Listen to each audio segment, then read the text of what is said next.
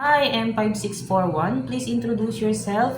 Hello, good day. I'm Flor Delisa Baluyot. I'm 47 years old. I'm single. I'm Roman Catholic. I'm high school graduate. Okay, since I saw that you have experience being a helper in Hong Kong, tell me about your experience as a helper. Uh, I took care two kids. One is a five years old boy and 7 years old girl. Then I do works, household works, clean the house, washing the dishes, cooking, and ironing the clothes. Okay, and you have another experience but here in the Philippines, right? Tell me about your experience as a helper here in the Philippines. I took care two kids. One is 7 years old girl and the one is 9 years old boy. Okay, and what household chores that you do? I clean the house, washing the clothes, cook, marketing. And okay, since I saw that you don't have any experience taking care of a newborn baby, my question is, it is okay to you to take care of a newborn? Yes, sir.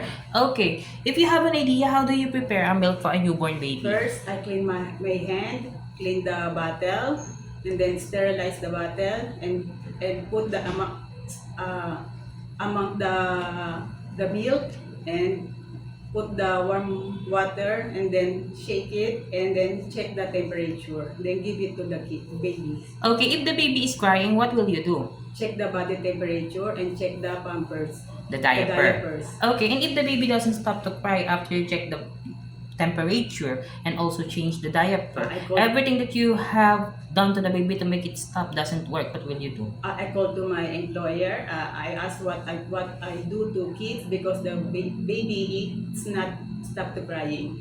Okay, why do you want to work in Hong Kong again? One is the highest salary, two is the safest country, three is the law is fair.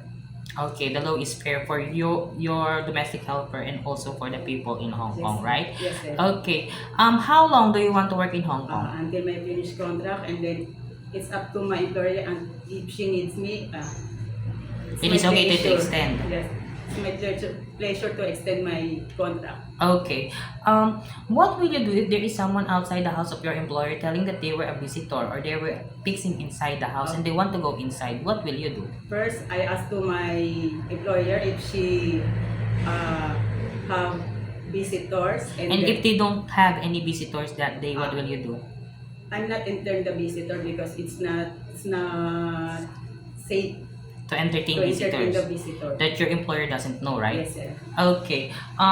For sure you know how to prepare Chinese food, right? Yes, sir. Okay, what kind of Chinese food can I- you prepare? Stir fry, vegetable, and steamed fish, meat, and chicken. Okay.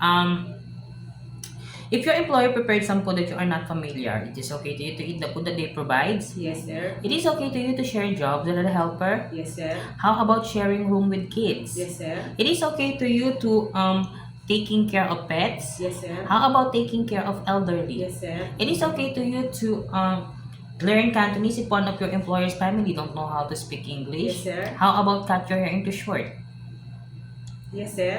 Okay, my last question is, what will be your message for your future employers? To my future employer, please hire me.